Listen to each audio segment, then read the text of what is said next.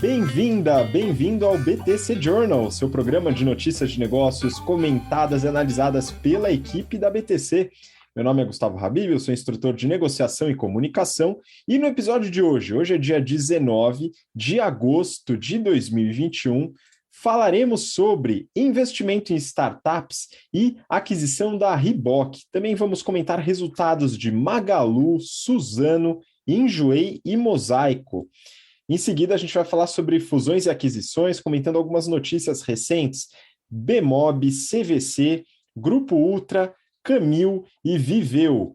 E, por fim, IPOs, prospectos de IPO, a gente tem Unigel e Lupo para comentar no episódio de hoje. E para me acompanhar, estou com a querida presença de Mayara Rocon, instrutora de estratégia e marketing da BTC. Fala, Má, tudo bem? Fala, querido Habib. Fala, queridos ouvintes. É um prazer estar aqui com vocês mais uma semana.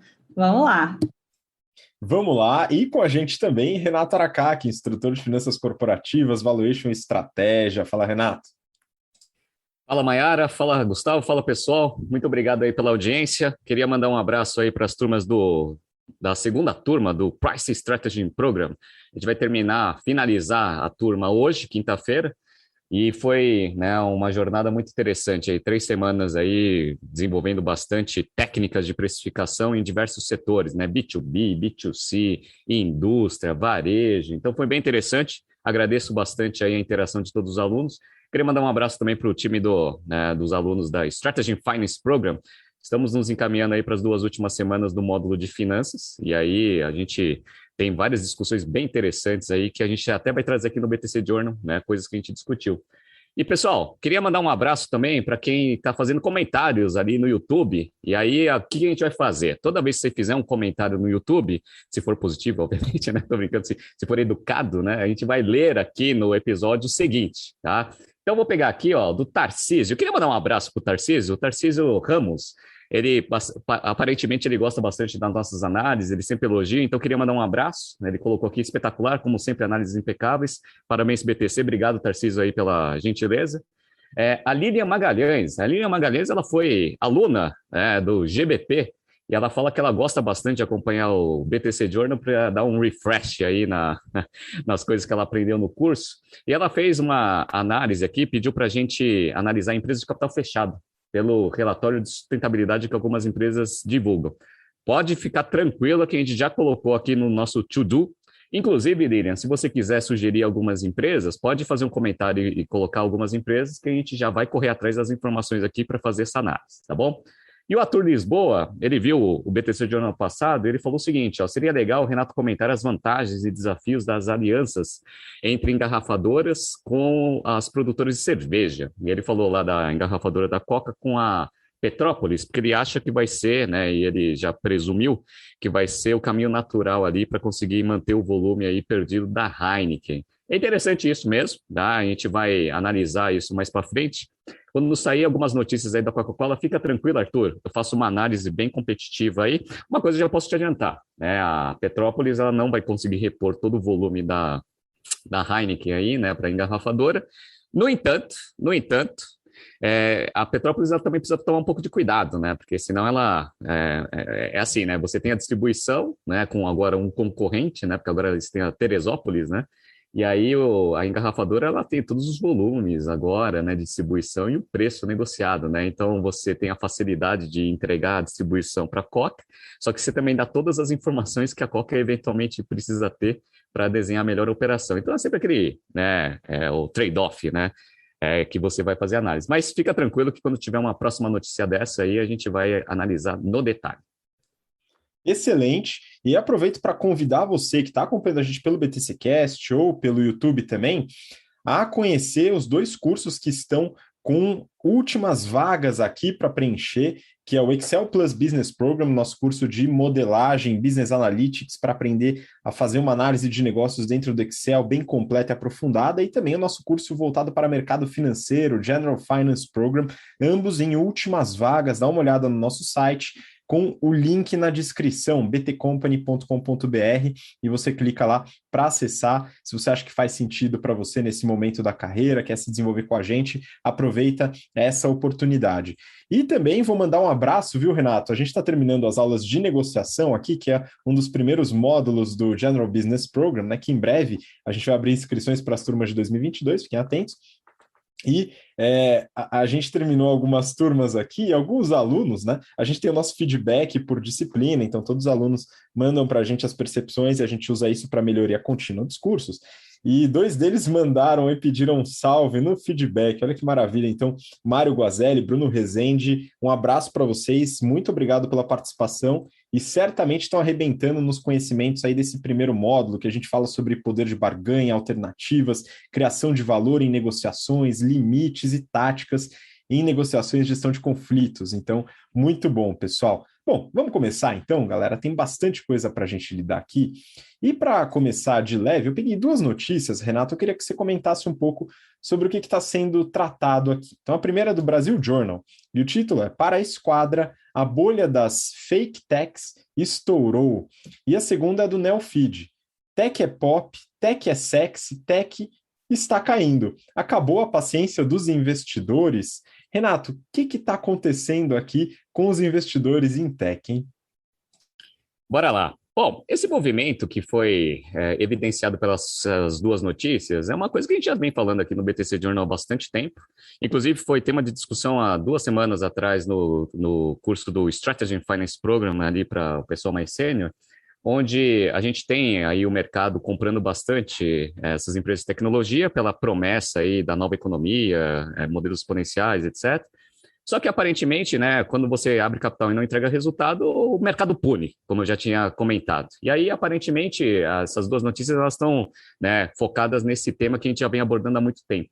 Eu gostei bastante dessas 2 notícias e recomendo que vocês, né, que ouvem o BTC Journal, entrem aí no Brasil Journal e no Neofeed para ler as notícias. Mas eu peguei uma frase muito interessante ali do Guilherme Ache, que é o head ali da Esquadra. E aí ele fez uma palestra lá no Unicamp e ele falou exatamente algumas coisas que a gente fala de uma forma um pouco mais soft, né? Mas eu vou usar as palavras dele, né? Não é a BTC que está falando, né? Então ele estava comentando sobre isso, né? Essa moda das techs. Aí ele fala que um monte de empresa tenta aumentar um múltiplo, colocando lá e tentando vender coisas e usando os jargões, né? Da nova economia. Então ele fala assim, ó, software as a service, total addressable market. E aí sempre tem essas palavrinhas ali nos prospectos da abertura de capital. E aí ele colocou uma frase bem interessante, ó, abre aspas, quanto mais você junta essas siglas todas, mais cara fica a ação. Essas empresas, muitas delas, na minha visão, não tem nada disso. E eu chamo essas empresas de fake techs, né? Aí tem uma outra frase muito boa. Mas aí você tem uma combinação de gente querendo comprar esses termos, os termos, hein? Com banqueiros, obviamente, super incentivados para vender, contam-se um monte de mentiras e aí os IPOs saem, né? Então, acho que tem que tomar um pouco de cuidado mesmo, né? Não ficar só olhando a história e o que a empresa fala e ser frio na hora da análise e dar uma olhada nos financials. Isso daí que a gente fala muito, né? Analisa a estratégia do negócio, os financials, se eventualmente esse negócio tem potencial para ter a sustentabilidade dos seus resultados financeiros, consequentemente, né, do seu valor. Então, quem abriu capital num valuation alto, agora está sofrendo porque não está conseguindo entregar resultado. A gente já abordou isso em alguns BTC Journals passados e vamos continuar abordando aí a safra aí de resultados dessas empresas. Pois é, muito bom. E é importante a gente separar a análise, né, das startups entre a startup em ser uma empresa e, por exemplo, a estratégia de um fundo de venture capital que investe em dezenas, centenas, às vezes milhares de empresas e dilui esse risco entre as empresas, tá? Então, uma empresa só, ela tem um risco altíssimo muitas vezes. Então, é importante a gente fazer essa pequena ponderação. Vamos seguir a próxima notícia aqui, também curtinha, eu peguei do Brasil Journal. Authentic Brands vai para o IPO calçando o Reebok. Renato, como que está esse movimento aí no mercado de artigos esportivos? Aí? O que está acontecendo nessa notícia? Bom, perfeito. Vamos lá. Vamos analisar essa notícia em 2 aspectos, né? A Adidas tinha comprado a operação da Reebok em 2006 e pagou 3,8 bilhões de dólares. Qual que era a ideia da Adidas, né? Entrar com o pé no peito lá no mercado norte-americano. Que a Reebok, ela na época era patrocinadora da NBA, etc. Só que aconteceu, você gerir 2 grandes marcas, né, que é a Adidas e Reebok, não é para qualquer um. né? Então, a Adidas ela não conseguiu dar escala para Reebok, ela perdeu muita participação de mercado, perdeu a NBA para a Nike, né? E aí ficou meio solta dentro do portfólio da Adidas. E aí, o que a Adidas está fazendo, como ela está passando por algumas dificuldades, até pelo cenário que a gente está vivendo, ela tentou ir para o processo de simplificação de portfólio. Vendeu a Reebok por 2,5 bilhões, lembra? Ela comprou por 3,8, vendeu por 2,5, um péssimo investimento. Para Authentic Brands, né? O que é Authentic Brands? A gente está vendo aqui que a Authentic Brands é uma empresa, né, criada por um fundo, etc., que tem a estratégia de usar House of Brands. Então, ele compra um monte de marca. Tem marca pra caramba. Entrei no prospecto aqui dessa Authentic Brands.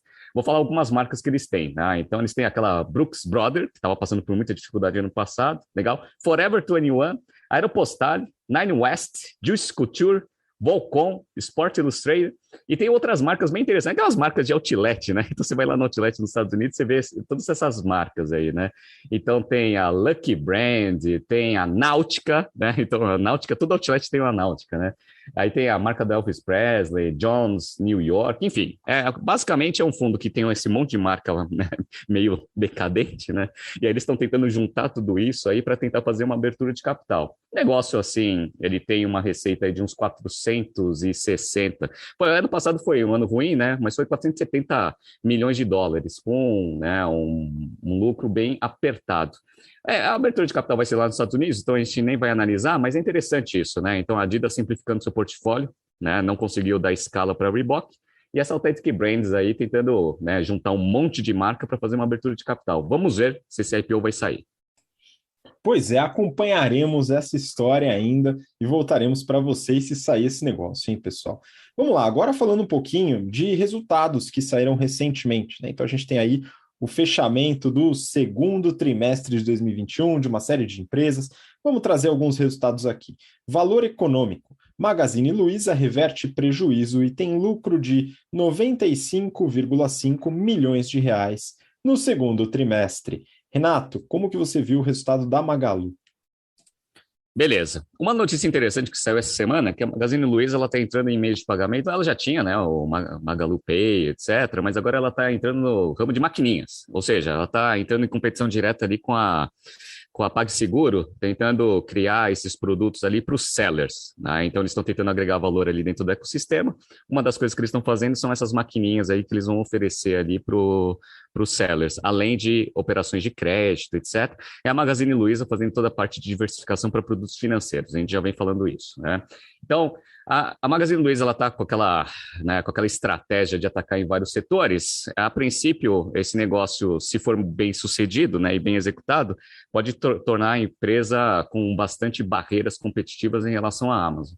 Mas vamos dar uma olhada nos resultados aqui. Como a gente viu aí no highlight da notícia, a empresa ela reverteu um prejuízo do ano passado para o lucro, legal. Vou pegar aqui no semestre eles tiveram um aumento de receita líquida de 60%, né? Foi para 17 bilhões contra 10 bilhões no mesmo período do ano passado. Só que aquele negócio que a gente tinha observado, a margem bruta, quando você vai fazendo a migração do online para offline, ela vai sofrendo. Então, só para vocês relembrarem, a margem bruta da Magazine Luiza girava em torno de uns 30%, né, historicamente. E aí ele entrou nesse processo de entrar em operações online, e aí agora já está em 25,4%. Então, 25,4%, o que fez o lucro do semestre ser de 354 milhões contra um prejuízo de 33. Mas olha como a margem é apertada. A margem é 2,1%. Então, a margem líquida 2,1 é muito apertada.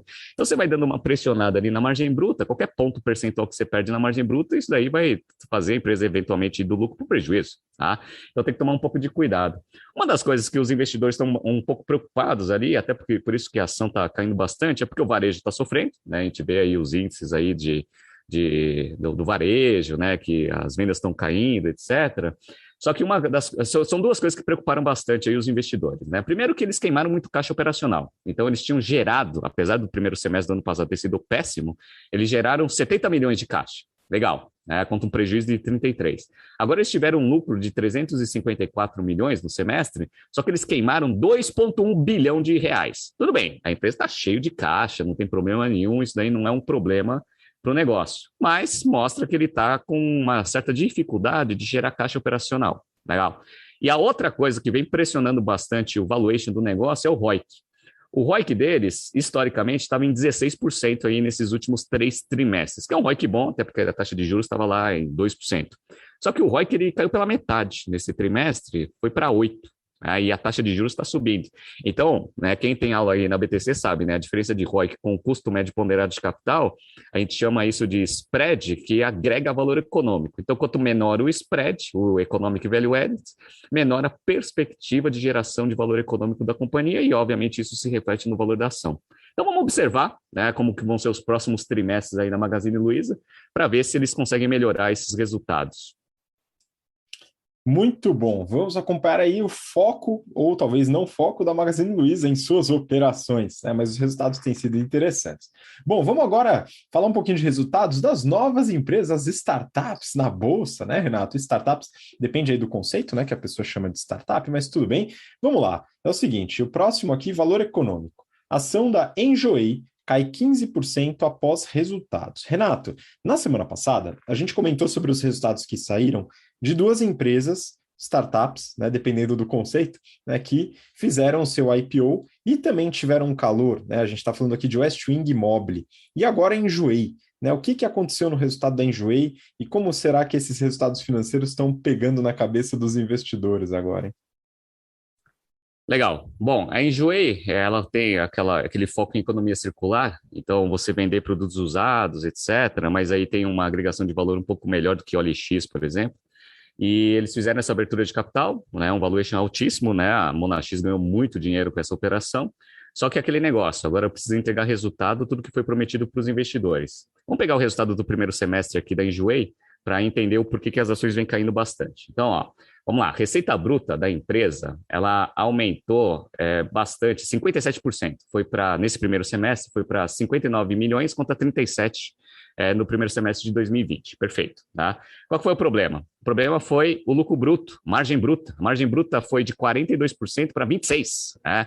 O que obviamente trouxe o resultado operacional da empresa para negativo. Eles tiveram já um prejuízo operacional do primeiro semestre do ano passado, né? 2 milhões e 400, só que agora esse prejuízo foi para 66 milhões, o que fez a empresa ter um prejuízo líquido também de 61,8 contra um prejuízo de 4 milhões de reais no mesmo período do ano passado. O EBITDA negativo também, o EBITDA tinha sido positivo. Só que isso daí tem um ponto interessante, que boa parte desse prejuízo ele veio ali para o ajuste, né, do plano de opções, né, que eles provavelmente disponibilizaram para os colaboradores, mas mesmo tirando esse efeito, o prejuízo foi grande, né? Então o prejuízo, por exemplo, de 61 milhões para a geração de caixa operacional, eles queimaram 37 milhões, porque aí você tira o efeito desse plano de opções, que não tem efeito caixa, mas você vê lá a variação do capital de giro da companhia. Então no primeiro semestre, eles queimaram 37 milhões de caixa operacional, contra uma geração de 3,6. Isso vem preocupando bastante os investidores. Por quê? Porque por mais que ela tenha um caixa gordo, né, se você consistentemente ficar diminuindo margem bruta, queimando caixa todo trimestre, vai chegar uma hora que esse caixa não vai, né, se sustentar, né, e aí você vai precisar fazer um follow-on, isso é péssimo aí, porque você vai diluir todos os investidores. Então vamos ver aí o que a Enjoei ela vai utilizar aí nos próximos trimestres para conseguir reverter esse resultado negativo alto, tá, e diminuir a queima de caixa para provar que ela tem sustentabilidade no médio e longo prazo. Pois é, vamos ver também e como que ela vai lidar com um eventual crescimento, né? Uma empresa que já cresceu bastante em número de usuários, né? Então, clientes ativos dentro da plataforma, e a gente avaliou com detalhes ali, já faz um tempinho, mas vale a pena sempre voltar para dar uma olhada no prospecto do IPO, porque apesar de ser resultado um pouco mais antigo, as informações são muito ricas ali. A gente sempre dá essa sugestão para vocês, avaliem os prospectos de IPO das empresas para aprender sobre negócios, e não apenas para investir. É mais importante, inclusive, para aprender sobre negócio aí, e a gente dá uma reforçada boa aqui. Vamos lá, próxima notícia, Brasil Journal. Mosaico sofre com cashback, mas agora entra no jogo. Mosaico, lembrando, aí todo mundo, a gente também já fez uma análise bem aprofundada sobre Mosaico, mas é dona de Buscapé e Zoom. Renato, como é que foi esse resultado aí? Beleza, só lembrando que é o site Zoom, né? Não é do Zoom, né? Porque o Zoom, efetivamente, ele está com um valuation lá na casa do chapéu, né? Lá na casa do chapéu, né? Então, vamos lá. A Mosaico, ela foi uma das grandes decepções aí em termos de resultado. Por quê? Porque, pelo menos, a Enjoei, ela mostrou crescimento de receita, GMV, etc., né? A Mosaico, não. Nesse primeiro semestre, ela teve um aumento de GMV, né, tudo que foi transacionado ali dentro da plataforma, de 2,1%, né? Tinha sido 1.800.000, foi para 1.900.000, ou seja, nem teve crescimento, né? E essas empresas, elas têm o grande atrativo dela, esse crescimento, né, de GMV. O que fez, obviamente, a receita bruta ela cair, né? Então a receita bruta caiu de semestre para semestre, foi de 116 para 111, que fez também o EBITDA cair vertiginosamente. O EBITDA do primeiro semestre do ano passado tinha sido 38 milhões, foi para 9 milhões, né? A margem EBITDA caiu de 37 para 9. E aí a empresa, ela justificou esse resultado ruim no semestre porque ela começou a implementar, né, toda a estratégia de organização para conseguir fazer cashback e entrar nesse jogo aí dos produtos financeiros. Então, assim, essa daí é outra empresa que fez uma bela de uma abertura de capital, subiu bastante depois da abertura de capital, depois despencou, aí vem despencando. Por quê? Porque não vem entregando resultado dentro da estratégia que ela tinha prometido com os investidores. Fluxo de caixa das atividades operacionais também é uma preocupação. Eles tinham gerado, no primeiro semestre do ano passado, 35 milhões. Eles tiveram uma geração só de 9. Então, assim, qual que é a expectativa agora para o futuro da Mosaico? Ela conseguir aumentar, obviamente, o GMV do próprio site, porque isso é um direcional para a potencialidade do cashback e, eventualmente, de produtos financeiros. Vamos ver como que eles vão conseguir fazer esse negócio, mas se, eventualmente, cashback for aí o grande atrativo do negócio, eu acredito que tem opções melhores no mercado para caso você queira investir, você pode buscar. Tá? Então, tem um monte de empresa agora focada em cashback, a mais focada é a Melius, né? Mas tem outras empresas entrando também nesse segmento. Vamos ver se a Mosaico consegue, eventualmente, conseguir fazer esse cashback e melhorar os seus resultados financeiros. Pois é, agora até os bancos, né, estão enchendo o saco falando de cashback o tempo inteiro para cartão de crédito aqui e ali, enfim. Mas é um mercado interessante, vamos acompanhar os próximos resultados da Mosaico também. Agora vamos passar para o próximo bloco do BTC Journal, falando sobre fusões e aquisições.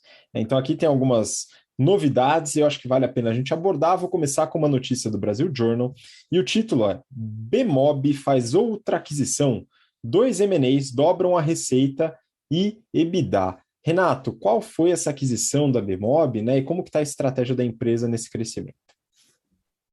Beleza. A Bemob também foi uma empresa que fez abertura de capital, mas essa empresa aí eu gosto. Por quê? Porque ela trabalha com aquela parte de desenvolvimento, ela é a interface ali dos apps que são desenvolvidos, né, para as operadoras de telefonia celular, com, obviamente, o cliente final. Então, eles são os prestadores de serviço aí para todas as operadoras de celular, para você conseguir ter os apps, né? Então, tem lá aqueles apps da Claro, da Vivo, etc. Quem faz esse negócio é tudo a Bemob. Então, ela já era uma empresa que ela tinha uma margem EBITDA muito boa, vinha crescendo bastante, e aí, depois da abertura de capital, eles começaram a fazer algumas aquisições para diversificar, né? Não ficar só em app e serviços, e começar a entrar na parte de microcrédito. Então, tanto a aquisição da M4U, que eles compraram lá da Cielo, quanto da Tiaxa, que é um grupo chileno, foi para conseguir ter a expertise de começar a operacionalizar o que o pessoal chama de nanocréditos, né? Que é aquele negócio, né? Então, imagina que você tem um pré-pago. Aí o pré-pago ele ficou lá, você consumiu todo o dinheiro. Aí você fica sem, obviamente, a opção de fazer ligações. Mas se você precisar fazer alguma ligação urgente, o que vai começar a acontecer? Se a operadora ela tem, né, a sua operação junto com a Bemob, você consegue disponibilizar um crédito. É como você entrar no rotativo do pré-pago, né? Aí você recebe o crédito, faz a ligação, só que você vai pagar os juros em cima desse pré-pago, né? Isso vai acontecer com tudo. Acontece com pré-pago, com banda, né? Às vezes você vai lá, consome todo seu pacote de dados ali do pós-pago, e aí você fica sem acesso à internet. Aí que você pode fazer, você também pode eventualmente pegar um crédito ali, né, com a Bemob para você conseguir ter um pouquinho mais de dados para você conseguir enviar um e-mail, etc, né? Isso só para a parte de operação móvel. Inclusive, eles estão fazendo, né, uma operação que você pode começar a fazer pagamento via celular, que isso daí a gente já comentou que existe muito lá, há muito tempo lá na Ásia, lá no Japão, etc. E, eventualmente, você começar a utilizar o próprio celular como meio de pagamento. Ou seja, você vai lá, quer comprar uma coxinha, eles até colocam isso no exemplo, né? Então, se você tem lá, ó, né, uma operadora que tem a Bemob ali fazendo toda essa operação de crédito, você está sem dinheiro, mas você consegue pegar R$ 5 ali, né, como crédito da Bemob. Beleza, aí você vai lá, compra, né, a coxinha, faz o pagamento via seu celular, e aí, eventualmente, você vai ter que pagar uns juros em cima desses R$ 5, né? Então, é interessante porque o número de smartphones no Brasil é maior do que a população. Tá? Então, o potencial total addressable market, né, já estou usando aquele jargão, né, é gigantesco. Então, tem um potencial muito grande para conseguir aumentar ainda mais a rentabilidade do negócio. Então, eu peguei aqui os resultados do segundo trimestre. A Bemob ela teve uma receita de 60 milhões, então, uma receita relativamente pequena, com um EBITDA de 22. Então, vocês veem que a margem EBITDA do negócio é boa, né, com um lucro líquido de 6,9. Entrando nessa operação de crédito e microcrédito, vai ter um resultado financeiro relevante para o negócio, para ver se os resultados conseguem crescer e também potencializar o crescimento do negócio. Então, a Bemob é um caso diferente. A gente sempre tenta trazer casos assim, negativos e casos positivos dentro daqui do BTC Journal. Então, esse aqui, a Bemob, é uma das empresas que fez a abertura de capital recentemente, mas ela está entregando resultado e está fazendo, ao nosso ver, né, pelo menos alguns movimentos estratégicos bem interessantes para conseguir potencializar o seu negócio no médio prazo.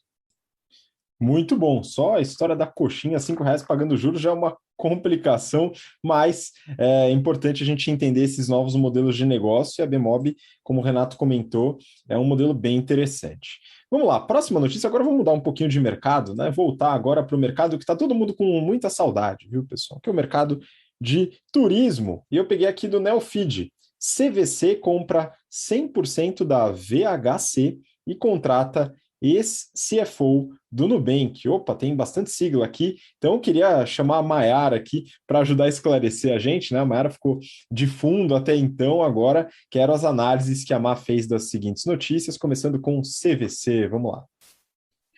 Exato, né? O que não falta é saudade de viajar, certeza, está todo mundo querendo, programando para quando voltar, né? Eu nem ia comentar sobre o CFO do Nubank, né? Mas ele entrou agora na CVC, na verdade, como head de RI. Mas eu vou me concentrar, na verdade, nos resultados e nessa aquisição que eles fizeram. Então, primeiro, entendendo quem é a VHC. VHC é a Vacation Homes Collection. É uma empresa de aluguel de casas para temporada, estilo Airbnb, já explico a diferença, né? Que é mais forte ali em Orlando e Miami. Mas, além dessas propriedades dos Estados Unidos, eles também têm no Brasil e acabaram de entrar em Punta Cana, na República Dominicana. Eles têm tido um crescimento de mais de 50% agora no ano de 2021. E eles têm um jeito um pouco diferente de operar versus Airbnb, né? Eles mantêm ali nas localidades que eles atendem pelo menos 3 funcionários da empresa para poder coordenar fornecedores que atendem essas residências. O que eles fazem nesse serviço? Eles oferecem limpeza, oferecem manutenção, oferecem até chefe de cozinha para os aluguéis. E aí, fazendo essa administração, eles cobram uma taxa de 20%. Eles tinham vindo para o Brasil em fevereiro do ano passado, e o grupo CVC estava ali concentrado em fazer essa expansão deles aqui no Brasil. Eles já tinham 69% da empresa e agora o que eles estão fazendo, na verdade, é comprar o restante da empresa para ter 100% do controle. O objetivo deles é, até 2026, aumentar o número de propriedades para pelo menos 8 mil, sendo que eles querem fazer expansão nos mercados atuais que eles já estão, mas também ir para a Europa.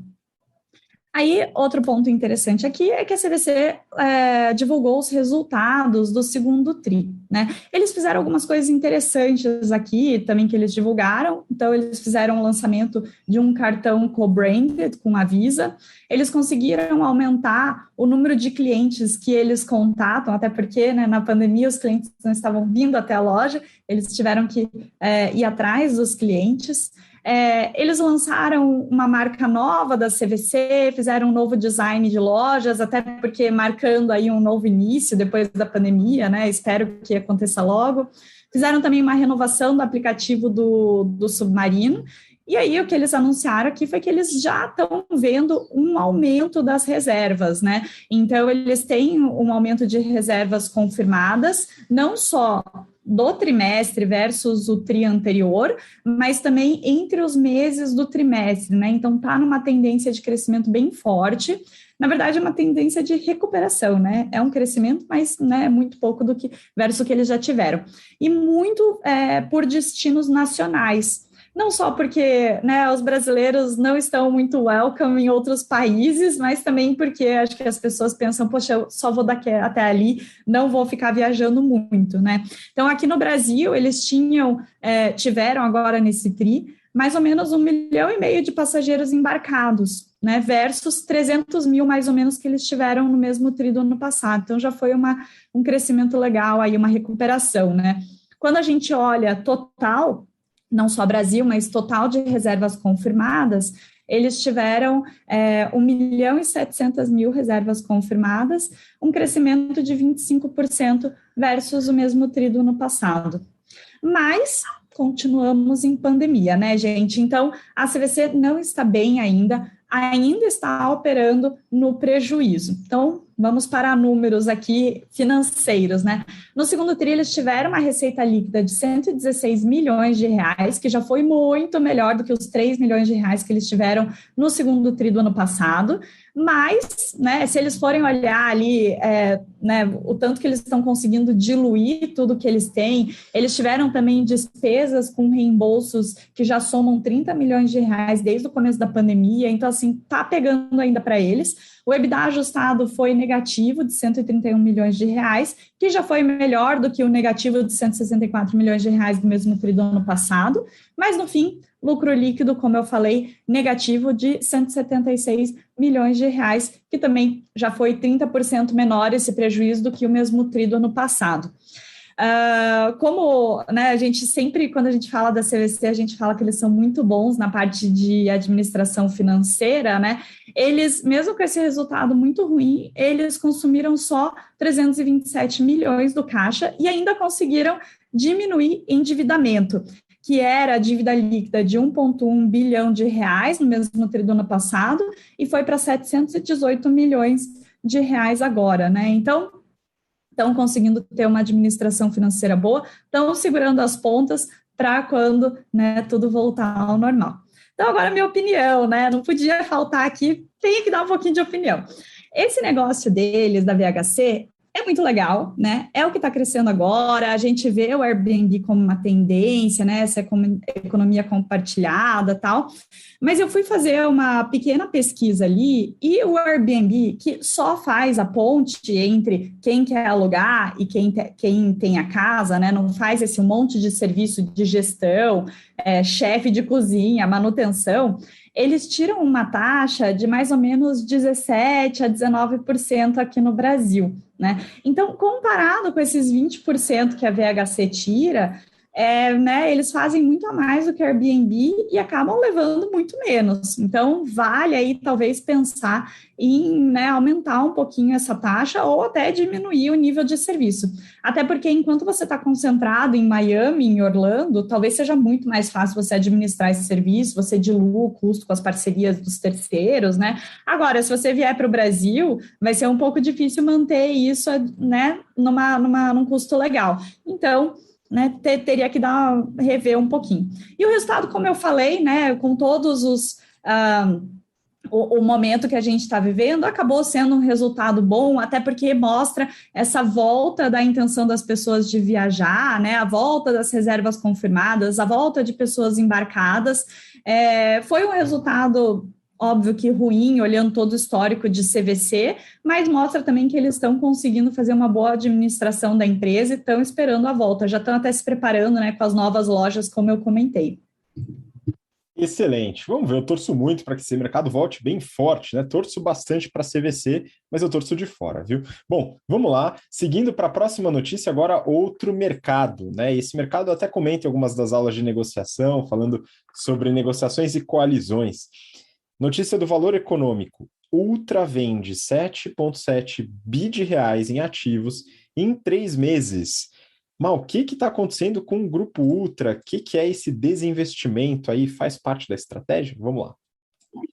Opa, super parte da estratégia ótima aqui, né? Então, a gente já tinha comentado há bastante tempo que eles estavam querendo vender Oxiteno, então, finalmente conseguiram vender, que é o braço químico deles, né? É a primeira vez que eles comentaram da venda, eles falaram em $1 bilhão, que já estava num preço legal, e assim, o dólar está super valorizado comparado com o real. No fim, eles conseguiram vender por $1,3 bilhão, ou seja, ótimo, né? Vão receber a maior parte disso em cash à vista, 1,15 bilhão em 2022, e o resto, 150 milhões, vai vir dali 2 anos. Então, eles até comentaram que tiveram um forte desempenho operacional, também resultado financeiro legal e ajudou a melhorar o valor. Dependendo da comparação de resultado que você faz de 2021, projetado para 22 ou até do trimestre, o múltiplo deles de valor por EBITDA fica ali entre 8 e 11 vezes, mas considerando que o ano que vem está projetado para ter um desempenho muito legal, vai estar ali com 8 vezes EBITDA, está super boa essa venda deles. Quem comprou foi a Indorama, que a gente já tinha comentado que era talvez a melhor possibilidade ali de compradora, né? Ela é uma tailandesa que já está no Brasil desde 2018 e conseguiu com essa compra fazer a expansão do footprint deles, não só aqui no Brasil, mas em Américas como um todo, porque a Oxiteno tem unidade no Brasil, nos Estados Unidos, no México e no Uruguai. E aí eles até comentaram que a aquisição é algo natural e super adequado para eles.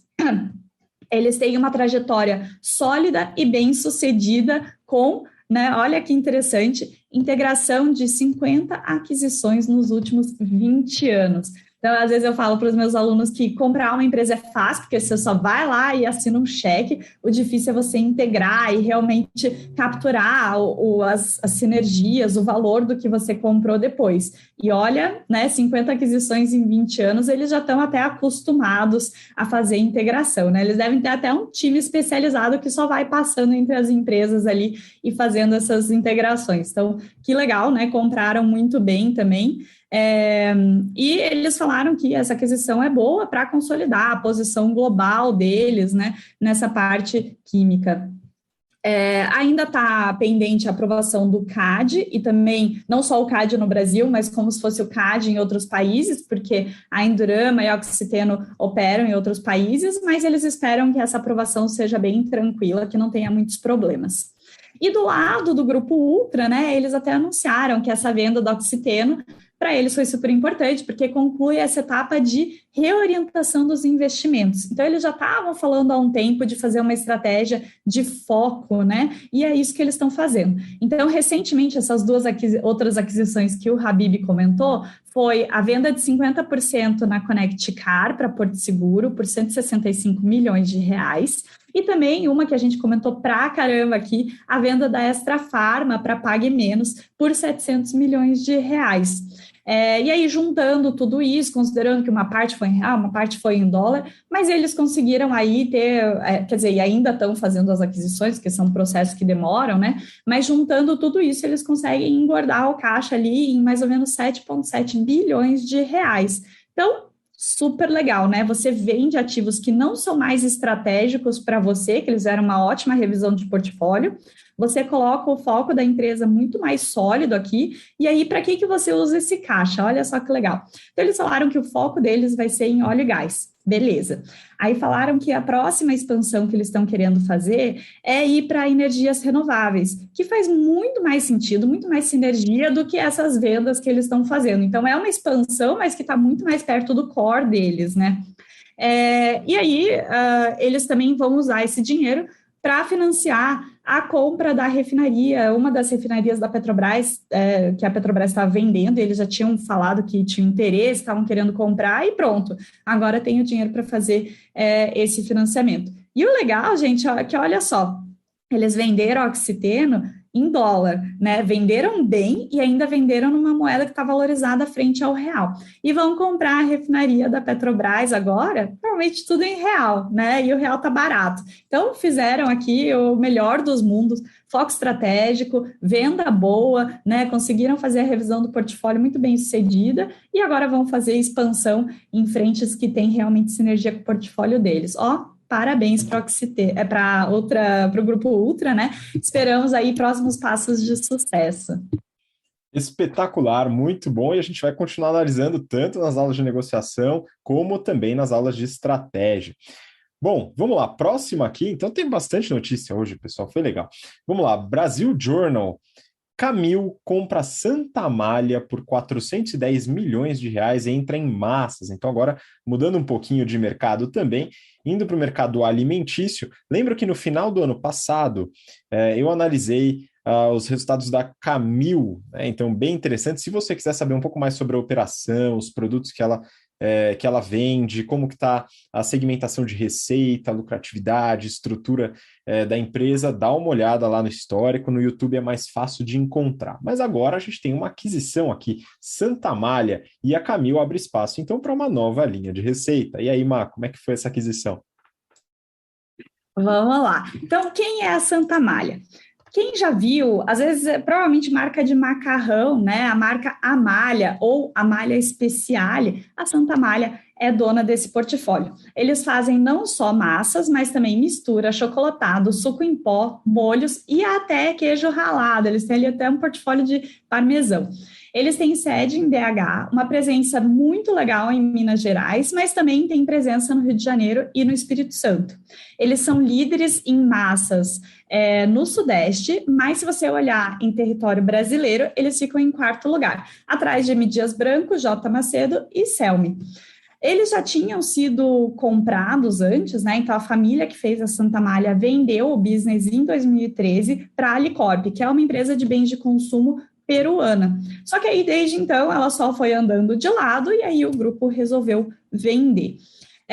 Então, a Camil está comprando, é a maior aquisição desde o IPO deles, que o Habib comentou bastante, né?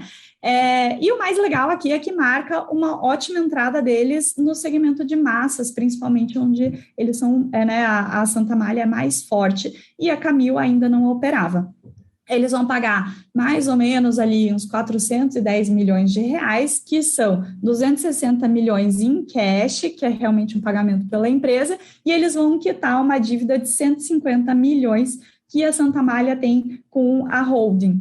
E aí, essa aquisição faz todo sentido, né? Então, a Camil está ali fazendo uma diversificação, não só de entrada em nova categoria, mas também diversificação geográfica, expansão, vai ficar forte em alguns territórios que ela não era tão forte.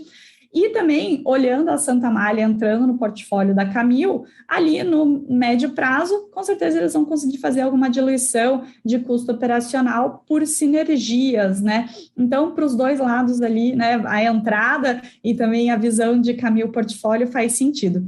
E aí, outra coisa que mostra que essa aquisição foi muito boa foi porque o mercado reagiu negativamente para o lado da M. Dias Branco. Então, o pessoal falou, você está aí ganhando um competidor bom, vai focar nisso, vai diluir custo, diz que a Santa Amália não estava performando muito bem, estava com despesa operacional muito alta e agora provavelmente vai diluir, né? Então, o mercado deu uma olhada assim, meio de lado para a M. Dias, ou seja, Camil mandou bem aí na aquisição. Excelente, mais um para a diversificação de portfólio da empresa e, claro, isso mexe com toda a competição, né? Então, M. Dias Branco se cuide, mas continue seu cliente na Piraquê, então fiquem tranquilos. Bom, vamos seguir aqui a última notícia agora desse bloco, falando sobre fusões e aquisições, uma notícia também do Valor, e o título é Vível anuncia a aquisição da Profarma Specialty e Cirúrgica Mafra por 900 milhões de reais. Má, como é que você analisa essa aquisição, nessas aquisições da Vível? Ótimo. Para quem não conhece a Vive, a gente falou deles já faz um bom tempo. Mas resumindo aqui, eles são uma distribuidora de medicamento e materiais de saúde. Eles tinham feito a IPO há mais ou menos uma semana, conseguiram captar 2 bilhões de reais, também anunciaram uma super receita no primeiro TRI de 3,1 bilhões de reais, aumento de 75% versus o mesmo TRI do ano passado, né? Ou seja, crescendo muito. E aí agora eles foram para aquisições maiores. Eles já tinham feito algumas aquisições pequenas, né? Mas foram aqui para 2 grandes aquisições, maior do que o que eles estavam normalmente adquirindo, né? Então, falar um pouquinho das duas aqui. A Profarma Specialty é uma empresa de distribuição que também tem farmácias especializadas e alguns serviços para o cliente final. Ela foi fundada em 2014, ela tem hoje 5 CDs e 4 farmácias especializadas que têm foco na entrega a domicílio. A Cirúrgica Mafra, ela comercializa produtos farmacêuticos e materiais hospitalares super diversos. Então, tem medicamento especial, tem produtos para nutrição, produtos ortopédicos, meia de compressão, fralda, dermocosméticos, entre outros ali. Ela tem 4 lojas físicas, 2 centros de distribuição e nesse portfólio gigantesco ela tem mais de 12 mil produtos. Eles conseguiram comprar as duas ali por 900 milhões de reais e as duas juntas têm uma receita anualizada de mais ou menos 1,8 bilhão de reais. Então, movimento legal, né? Vive foi lá, fez a IPO, conseguiu capturar bastante dinheiro, né? Então está na hora de investir isso e continuar crescendo, até porque a estratégia de crescimento deles tem se mostrado mesmo por uma via mais forte inorgânica, né? Então estão continuando aí a estratégia que eles anunciaram no IPO. Espetacular, um segmento muito interessante também, que vira e mexe a gente comenta aqui, e vale a pena ficar bem atento a esse segmento, pelas estratégias e também pelos financials. Bom, vamos seguir agora para o último bloco do BTC Journal, a gente vai falar sobre IPOs, né? E aqui eu peguei uma notícia também do Valor Econômico, bastante notícia do Valor agora. Petroquímica Unigel protocola prospecto para IPO. Então, aqui falando basicamente enfim, a notícia dá alguns highlights, né, dos resultados, algumas informações sobre a companhia, e eu fui atrás do prospecto, né, gosto muito de indústria de base, indústria raiz, né, pessoal, então fui atrás das informações, dar uma analisada no prospecto para compartilhar algumas informações com vocês, né. Contando um pouco do histórico da Unigel, a Unigel ela foi fundada em 66 por Henry Schlesinger como Procigel Química, em São Paulo, para a produção de acrílicos. A empresa, curiosamente, ainda é controlada pelo fundador, ele é presidente do conselho, né? A família aí está toda loteada aí na empresa. Eles têm 9 fábricas hoje, né, no Brasil e no México, as 9 posicionadas estrategicamente próximas a complexos petroquímicos. Então, uma das formas de você facilitar a logística e relacionamento com fornecedores estratégicos é justamente esse posicionamento das fábricas. E aqui, a cadeia de valor na parte do fornecimento, ela é muito, muito importante. O IPO, né, tem como objetivo utilizar os recursos para expansão orgânica e inorgânica da operação e também acertar a estrutura de capital. A empresa tem basicamente 3 unidades de negócio, né? O que ela faz? Ela produz estirênicos, né? Então, indústria petroquímica, né? Ela trabalha muito com resinas plásticas e matéria-prima para poderem ser utilizados aí em produtos finais que a gente acompanha no nosso dia a dia. Então, essa primeira divisão, estirênicos, produz basicamente poliestireno e látex, e aplicação diversa, né? Então tem embalagens, tintas, eletrodomésticos, papel, indústria automotiva, uma série de aplicações. A segunda unidade é a unidade de acrílicos, que trabalha com nitrilas, MMA, EMA e cianeto de sódio.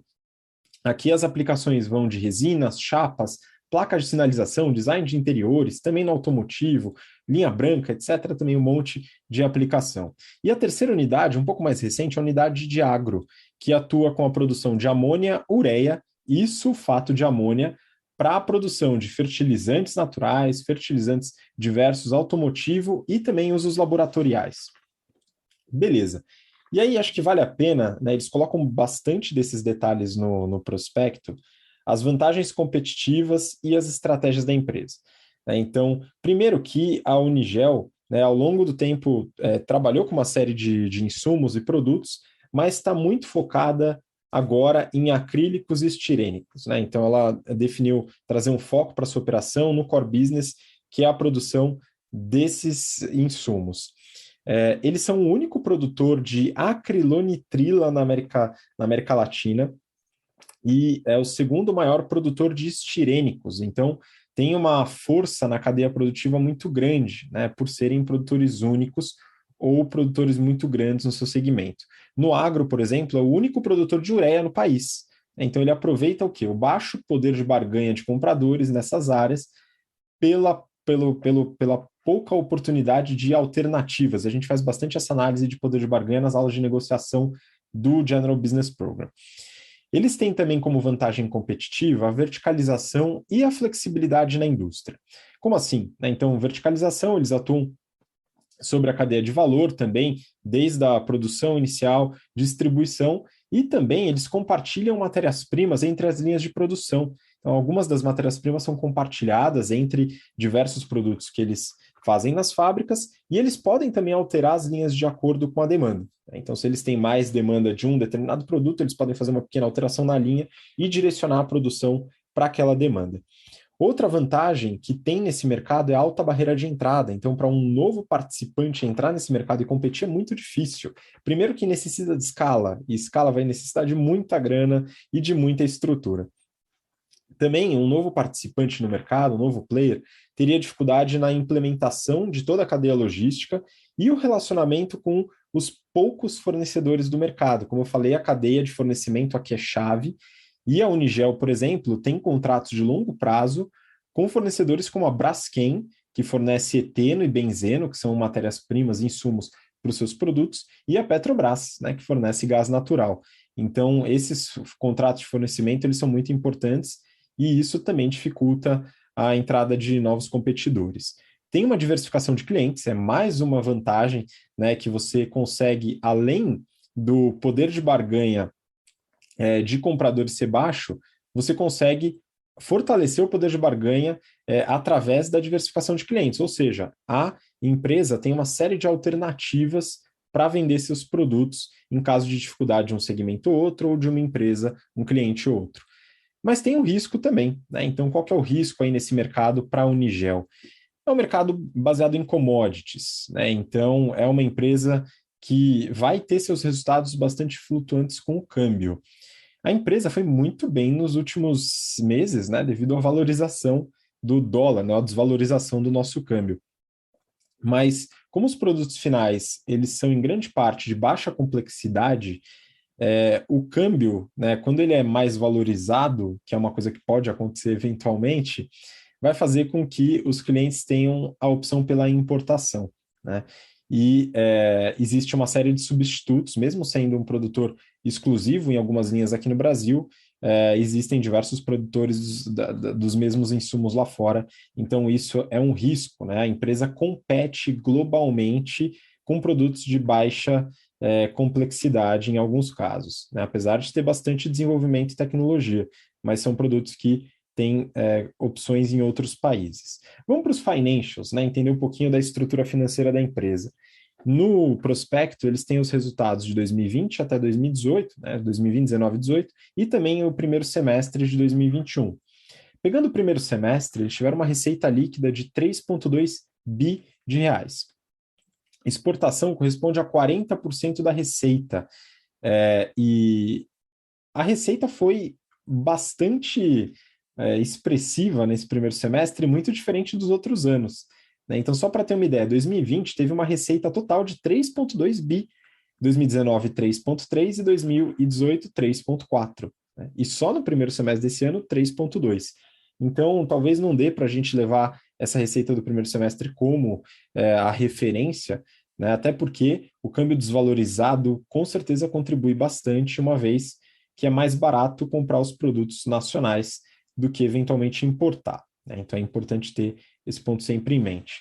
Estirênicos corresponde à metade da receita, basicamente, acrílicos um pouco mais de 40%, e agro é a menor representante aí, cerca de 10% da receita.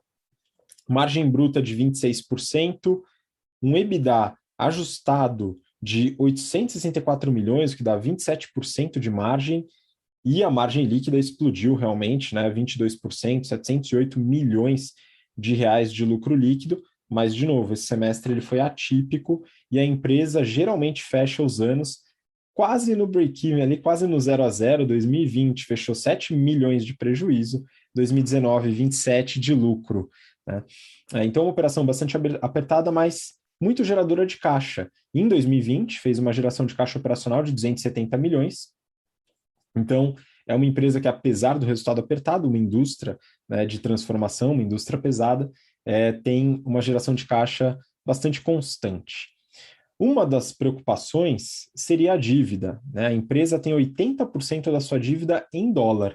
E aí a gente já comentou, o Renato principalmente comentou bastante sobre isso em episódios passados, sobre o risco, né, da gente dolarizar a dívida, né? A gente fica exposto. Porém, como ele mesmo falou nesse episódio, a gente tem formas de proteção e a empresa faz essas proteções através de swap cambial, né? Então faz o hedge para poder se proteger das flutuações do câmbio.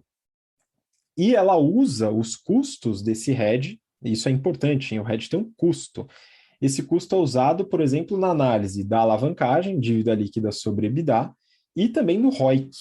Então eles estão com uma alavancagem, né? Eles fecharam 2020 com uma dívida líquida sobre EBITDA, já incluindo custos hedge, né, e os custos do hedge, e tudo isso anualizado de 3,2, porém, só nesse semestre, com o resultado que a gente teve, foi de 1,7, né? Só que isso talvez não venha a se repetir, vamos acompanhar. E o ROIC, eles tiveram um ROIC em 2020 de 12,7%. E esse ROIC é muito bom porque ele é muito diferente da média da indústria. Uma pesquisa da McKinsey colocou que o ROIC médio da indústria química global foi de 7% em 2020 e a média dos últimos 20 anos é de 9%. A empresa fechou com 12,7%. É uma empresa bastante bem estruturada, né? Está buscando sua expansão, é um mercado, de certa forma, monopolizado, oligopolizado, e gera bastante caixa. Então, gosto bastante, um modelo bem interessante, apertado, precisa de uma boa gestão, mas com vantagens competitivas bem interessantes, que fazem com que ela ganhe bastante poder de barganha. Então, bem legal, foi essa análise da Unigel. E agora a gente vai para a última notícia do episódio de hoje, e o valor econômico também presente aqui. Fabricante e varejista têxtil Lupo protocola prospecto para IPO. Má, e aí, o que temos de interessante, curioso aí nesse prospecto da Lupo? Vamos lá. Muito bom, né? Então, acho que todo mundo conhece a Lupo, né? Fabricante têxtil e também varejista. O legal aqui, ela está fazendo 100 anos esse ano. Ela foi fundada em Araraquara em 1921. Ela vende principalmente ali underwear, meias, meia calça, até artigos esportivos também, pijama e algumas outras coisas. Ela é dona das marcas Lupo, Lupo Sport e desde 2016, quando ela comprou as marcas Scala e Trifil. Ela tem uma abrangência bem democrática e interessante aqui, lendo o prospecto deles, né? Então, eles estão presentes em todos os estados, vendem produtos para ambos os sexos, inclusive produtos unissex, atendem todas as idades e tem público de classe A, B e C em sua maioria. Em 2019, eles fizeram ali uma análise sobre os produtos que eles venderam. Foram mais de 14 mil SKUs disponíveis, sendo que 3.500 só eram de meia, que respondem por 28% do faturamento. E desses produtos, 50% foram para o público feminino, 35% para o público masculino e 15% unissex. Então, é bem dividido até, né, as vendas e a presença deles. Eles têm presença em mais de 39 mil pontos de venda em multimarcas, que são 59% das vendas deles do ano passado.